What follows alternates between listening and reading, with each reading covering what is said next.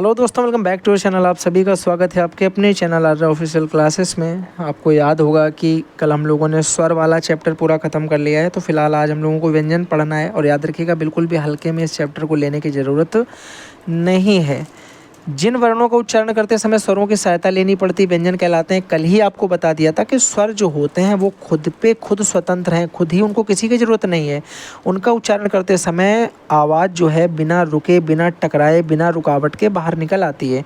लेकिन जो व्यंजन होते हैं वो बिना स्वरों के व्यंजन का उच्चारण संभव नहीं होता है। तो क ख ग घ आ, ये जितने भी आदि हैं ये क ख ग लिखे हैं, तो आप याद रखिएगा का जो होता है वो हलंत में ऐसे वर्ण होता है, इसके बाद इसमें आ लगता है और ये दोनों मिल के का बनाते हैं। तो यहाँ पे ये जो स्वर है ये इसमें छिपा ही रहता है, जो हमें दिखाई नहीं देता है। याद रखेंगे इनकी संख्या मेरे भाई कितनी होती है। इनकी संख्या 33 होती है। और आपको याद होना चाहिए कि स्वर की संख्या कल मैंने आपको बताई थी कितनी थी, स्वर की संख्या 11 थी। ये बातें आपको याद होनी चाहिए। ऊष्म व्यंजन कितने हैं, 4 हैं। अल्प प्राण कितने हैं, महाप्राण कितने, ठीक है। उसके बाद घोष कितने, अघोष कितने, सघोष कितने, ये दोनों बातें। और उसके साथ ही साथ में उच्छिप्त कितने, ठीक है। ये सब बातें आपको पता होनी चाहिए। संयुक्त व्यंजन कितने हैं। अब देखो यहाँ पे अगर हम बात करते हैं व्यंजनों के मुख्य प्रकार कौन कौन से होते हैं, भैया बड़े ध्यान से समझिएगा, बड़ा ही कॉन्सेप्चुअल टॉपिक है ये वाला।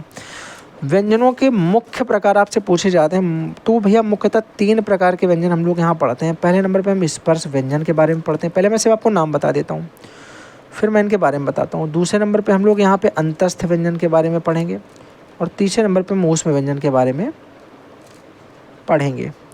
अब देखिएगा, मैं आपको अगर तीनों एक बार में समझाने की कोशिश करूँ तो पहले स्पर्श व्यंजन देख लेते हैं। स्पर्श व्यंजन वह व्यंजन होता है जिनका उच्चारण करते समय जो जीभ है, चाहे आपके गर्दन में, गले में छुए जाके वो गले में टच हो पीछे की जीभ, कंठ में, या फिर तालू में ऊपर तलवे में टच हो, या मूर्धा में जीभ टेढ़ी होकर के ऊपर, मूर्धा मतलब तलवे के जस्ट ऊपर वाला हिस्सा, वहाँ लगे टा टा बोल के देखो एक बार, टा से टमाटर मूर्धा में छुएगी। चाहे आपके दंत में छुए, दंत द द द द करके देखो, दंत में, दांत में तुम्हारी जीभ छुएगी। और अगर मैं आपसे कहूँ कि चाहे ओष्ठ में छुए, मतलब ओंठों में, ओंठों की आकृतियों के हिसाब से आपकी जीभ ओंठ बंद हो वर्ड के उच्चारण में, तो उस कंडीशन पर मेरे भाई जीभ ओंठ पे ना छुई छू के ओंठ बंद होने चाहिए उन शब्दों के। जैसे पा फा बा भा बोल के देखो एक बार, पा पपीता, फा फल, बा बकरी, भा भालू, माँ मछली, ठीक है। तो ये बिना ओंठ को टच किए आप बोल ही नहीं सकते हो। तो ये वाले सारे हमारे जो शब्द होंगे वो कौन से हो जाएंगे, स्पर्श व्यंजन हो जाएंगे। इनकी संख्या कितनी होती है, इनकी संख्या मेरे भाई याद रखोगे 25 होती है। कितनी होती है, 25 होती है। जैसे अगर आपसे पूछा जाए कंठ में कौन सा छूटता है, तो बोलोगे जो का वर्ग होता है, का वर्ग होता है। मैंने शायद नीचे इसकी स्लाइड दे रखी है, आई थिंक, हाँ ये दे रखी है। आप देखो भैया, अगर आपसे कोई बोलता है बताओ कंठ में क्या छूता है, आप बोलोगे कंठ में मेरे भाई का कबूतर, खा खरगोश, गा गमला, घ घड़ी अणा। ये देखो अंदर वाली जीभ पीछे गले में छुएगी। चा वाला वर्ग तालु होता है, च छ जा झा अइया।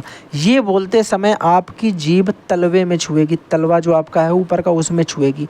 ये बोलते समय पीछे की जीभ कंठ यानी आपकी जो है गर्दन में छुएगी, गले में छुएगी। टा वर्ग है तो जीभ ऊपर आपके तलवे के जस्ट ऊपर वाले हिस्से में आपकी जीभ की जो ऊपर की टिप है वो टच होगी, टा ठा डा ढा णा, देखो ये बोलो बोल के, ठीक है। उसके बाद आप बोलो यहाँ से ता वर्ग तो दांत में छुएगी, बोलो ता था दा धा ना। देखो जीभ आपकी जो है वो कहीं ना कहीं आकर के कहाँ टच होती है, आप बोलोगे भैया जीभ हमारी आकर के हमारी कहाँ टच हो रही है, भैया दांतों में टच हो रही है, दांतों में लड़ रही है। पा वर्ग की बात करें तो आपके होंठ मेरे भाई बिना खोल करके होंठ आप बोलो, पा बोल के दिखाओ, फा बोल के दिखाओ, बा बोल के दिखाओ, भा बोल के दिखाओ, माँ बोल के दिखाओ। बिना होंठों को टच किए आप ये नहीं बोल सकते हो, इसलिए इनको ओष्ठ का यूज हो रहा है, इसमें दंत का यूज हो रहा है, इसमें मूर्धा का, इसमें मेरे भाई तालु का, और इसमें कंठ का। कोई समस्या है किसी को, बोलोगे कोई दिक्कत नहीं, बेहतरीन बात समझ में आ गई। और 3-4 क्वेश्चन इससे आपके आने वाले हैं मेरे भाई। अंतस्थ व्यंजन किन्हें बोलते हैं, जिनके उच्चारण में बहुत ज़्यादा पावर की ज़रूरत नहीं होती है, और जीभ मेरे भाई जो होती है वो परस्पर हल्का सा स्पर्श करके बाहर आ जाती है। पूरी तरीके से जीभ हमारी कहीं भी टच नहीं होती है। यानी ऐसे व्यंजन जिनका उच्चारण ना तो पूर्णतः स्वर माना जाएगा, ना ही पूर्णतः व्यंजन लगता है। जीभ बिल्कुल हल्की हल्की सी छूती है और बस स्पर्श होकर के अक्षर मेरा निकल आता है, पूरा जीभ नहीं छुआनी पड़ती है, ठीक है। वो सुनने में हमको ऐसा लगेगा कि स्वर हैं। जैसे य र ल व, देखो कितने आराम से बोल दोगे, य र ल व, बड़े सॉफ्ट से महसूस होंगे स्वर टाइप के, पर ये स्वर है नहीं, ठीक है। ये हमारे अंतस्थ हैं। तो याद रखेंगे स्वर हमारे कौन से अंतस्थ हमारे कौन से होते हैं, या रा ला वा। और वही देखो अगर हम बात करें ऊष्म की, बात करें ऊष्म की, तो मेरे भाई ऊष्म व्यंजन वे व्यंजन होते हैं जिनके उच्चारण में हमको बड़ा घर्षण महसूस होगा, बड़ा घर्षण महसूस होगा, बड़ा रगड़ महसूस होगी, बड़ी गर्म हवा निकलेगी मुंह से, तो वो हमारे हो जाएंगे ऊष्म व्यंजन। जैसे श, श, श, ह। इनको आप बोल के देखो, आपके मुंह से बहुत ज़्यादा मात्रा में गर्म हवा निकलने वाली है। तो ऊष्म व्यंजन उन्हें बोलते हैं जिनके उच्चारण करते में वायु मुख से घर्षण और गर्म हवा बाहर निकलती है, ऊष्म व्यंजन कहलाते हैं। इनकी संख्या भी 4 होती है, श, श, श, ह। और उनकी 4 संख्या कौन सी थी अंतस्थ की? 11 लावा। और 25 कौन थे हमारे? 25 थे हमारे स्पर्श व्यंजन। 25 स्पर्श हैं, 4 ऊष्म हैं, 4 अंतस्थ हैं, टोटल 33 थे। देखो हो गए क्या? टोटल देखो 33 हो गए। 4 4 8, 8 और 23 33। ठीक है, आगे आ जाओ। अन्य महत्वपूर्ण व्यंजन भी होते हैं, जैसे मैंने आपको बताया था उच्छिप्त हो गए, तो उच्छिप्त मेरे 2 होते हैं। उच्छिप्त व्यंजन हमारे पास कितने होते हैं? 2 होते हैं। कौन कौन से? एक तो ड़, एक ढ़, ये दोनों होते हैं उच्छिप्त। ये दोनों उत्क्षिप्त व्यंजन भी होते हैं, इनको द्विस्पृष्ट व्यंजन भी कहते हैं, द्विज व्यंजन भी कहते हैं। आगे अगर हम बात करते हैं लुंठित, मेरे भाई रा होता है। लुंठित जीभ के ऊपर लुढ़कती हुई बाहर आती है, हवा जीभ के ऊपर लुढ़कती है। देखो एक बार रा बोलो, रा रा रा रा रा, रगड़ती हुई जीभ के ऊपर, ऐसा लगेगा वायु एक ऐसा गोला रगड़ता हुआ आ रहा, बाहर निकलेगा, कंपन महसूस होगा जीभ में। प्रकंपित व्यंजन भी इनको बोलते हैं, प्रकंपित व्यंजन भी इन्हें बोलते हैं, इनको लुंठित व्यंजन भी बोलते हैं। ये रा हो गया। अगर मैं बात आपसे करूं कि पार्श्विक व्यंजन क्या होता है, तो ला जो होता है हमारा वो पार्श्विक व्यंजन होता है। क्या? ला जो होता है वो हमारा पार्श्विक व्यंजन होता है। इसमें जीभ के दोनों जो किनारे होते हैं बगल वाले, वहाँ से एयर बाहर आती महसूस होती है। ला ला ला। ला में आपकी जो जीभ है वो तो आपके तलवे में टच हो जाएगी, तो जो एयर मुंह से निकलेगी वो आपके जीभ के दोनों साइड किनारों से होकर के बाहर आएगी, तो ये पार्श्विक हो गई। ठीक है, कैसी हो गई? पार्श्विक हो गई। अनुनासिक व्यंजन की बात अगर करें तो 5वां अक्षर जो भी होता है वो अनुनासिक ही होता है स्पर्श व्यंजन वाले वर्ग में। आपको स्पर्श व्यंजन मैंने पढ़ाया था, तो का वर्ग का आखिरी में जुड़ा था। ठीक है, उसके बाद मेरे भाई चा वर्ग का जो अइया था, उसके बाद ता वर्ग का मेरे भाई जुड़ा था, पा वर्ग का मा था, ता वर्ग का ना था, ता वर्ग का ना था। ठीक है, टा वर्ग का अइया था, ये सारे रख दो। ठीक है, तो ये जो आखिरी वाले हैं मुझे इनसे मतलब है, बाकी सब छोड़ो साइड में। काका गागाना, चाचा जाजाना, टाठा डाडाना, पापा बाबा माँ, ताथा दादा ना। ठीक है, तो ये वाला ला, ये वाला अइया, ये वाला ला, ये वाला माँ, ये वाला ना, ये जो 5वें अक्षर हैं, पंचम अक्षर हैं, ये मेरे सारे के सारे कौन से होते हैं? अनुनासिक होते हैं। इनको उच्चारण करते समय आपको नाक का प्रयोग करना पड़ता है भैया। श्वास वायु के आधार पर बात करें तो अल्प प्राण और महाप्राण मैंने आपको बताए। कौन से बताए? अल्प प्राण और महाप्राण, 2 तरीके के होते हैं। तो अल्प प्राण मेरे भाई क्या होता है? अल्प प्राण में आप याद रखोगे 135 और महाप्राण में याद रखोगे 24। तो अल्प प्राण का मतलब क्या होता है? अल्प प्राण का मतलब है कि जो भी वर्ग होता है उसका पहला वर्ग, तीसरा और 5वां, जैसे मैंने आपसे कहा कि का वर्ग हो गया, तो का, खा, गा, घा, ना। तो आपसे पूछा जाए बताओ इसमें अल्प प्राण कौन से हैं, तो आप बोलोगे अल्प प्राण मेरे भाई ये वाला है, ये वाला है और ये वाला है। ये हमारे हो गए अल्प प्राण। कौन सा? पहला, तीसरा और 5वां वर्ण, प्रत्येक वर्ग का जितने वो पूरे स्पर्श व्यंजन में 5 वर्ग मैंने बनाए थे वो सारे। और साथ ही साथ जितने भी मेरे अंतस्थ व्यंजन होते हैं यारा लावा, ये हमारे सारे अल्प प्राण में आते हैं। तो भैया महाप्राण में क्या होगा?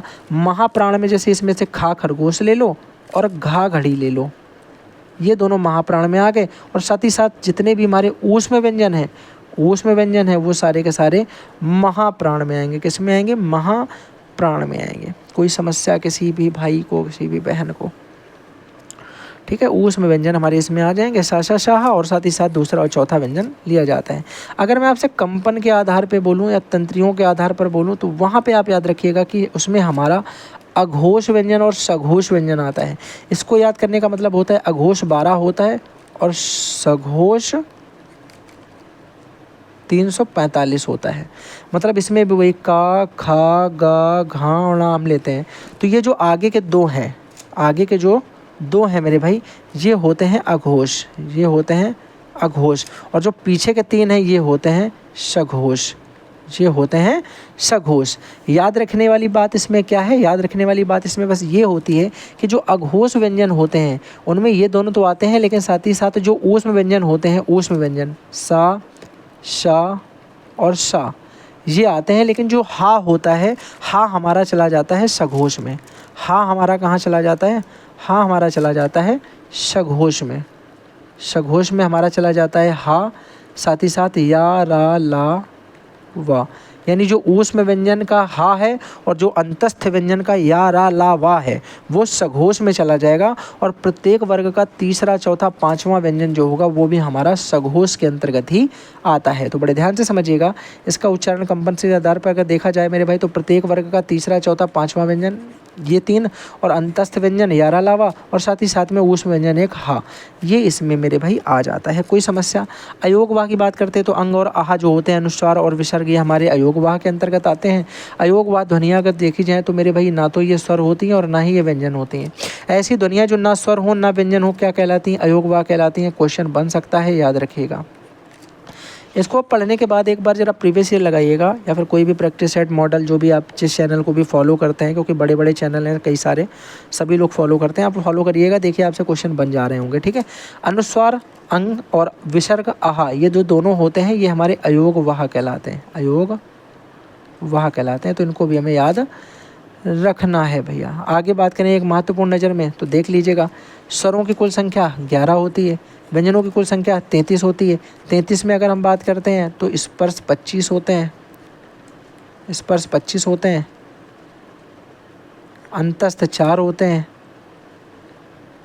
ऊष्म भी 4 होते हैं, शा, शा, शाहा, और इसकी बात करें तो या, रा, लावा। उसके बाद उच्छिप्त नहीं इसमें लिखे हैं, ठीक है, तो उच्छिप्त जो होते हैं वो कितने होते हैं? 2 होते हैं। कौन सा? ला और ढ़ा, ये 2 होते हैं। साथ ही साथ इसमें अयोगवाह लिखें, अयोगवाह लिखें ये 2, तो कौन कौन से? एक तो अंग, एक आहा, अनुस्वार और विसर्ग। साथ ही साथ अगर पूछा जाए कुल कितने होते हैं? 52 होते हैं। संयुक्त व्यंजन कौन से होते हैं? 4 होते हैं, छ, त्र, ज्ञ, श्र, ये इंपॉर्टेंट है। अच्छा देखिएगा, इसमें समझिएगा, छा जो बनता है ये मुझे बताना पड़ेगा आपको, क्योंकि इससे related question already previous year में पूछा गया और आने के चांसेस भी बहुत ज़्यादा हाई हैं। याद रखिएगा, जो छ होता है, जो त्र होता है, जो ज्ञ होता है, और जो श्र होता है। श्र तो ऐसे हो जाएगा,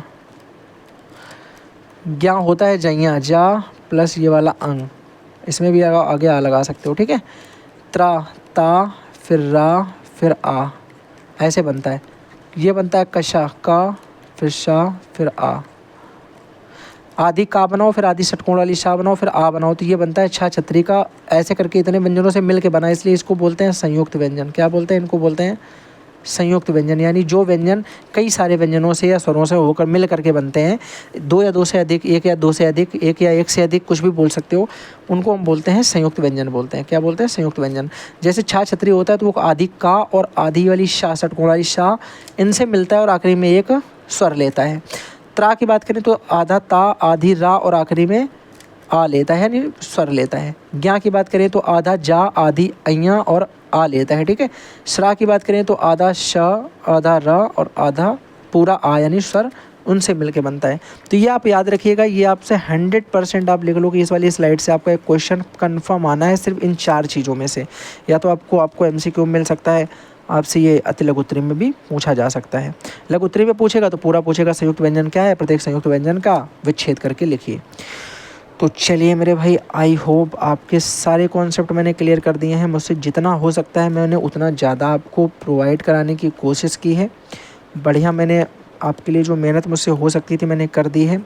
साथ ही साथ इसको आपको बड़े ध्यान से पढ़ना है, बहुत मन से क्लास को शेयर ज़रूर करना है। क्लास बड़ी है तो इसका मतलब है इसका कंटेंट आपके लिए बहुत ज़्यादा इंपॉर्टेंट है। चलिए फिर मिलते हैं, bye bye and thanks for watching.